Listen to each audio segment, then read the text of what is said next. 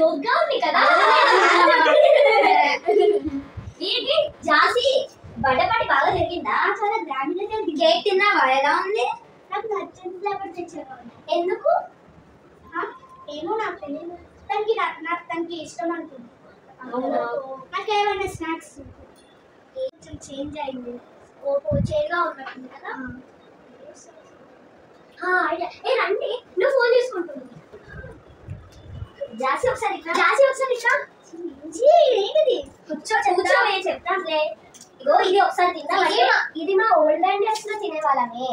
ఇది ఒక్కసారి తిన్నావనుకో అస్సలు వదిలిపెట్టావు. రోజు ఇదే తింటావు. డిన్నర్ కి, లంచ్ కి, బ్రేక్ఫాస్ట్ కి, స్నాక్స్ కి ఇదే తినేస్తావు. ఒకసారి ట్రై చేసి చూడు, చాలా బాగుంటుంది.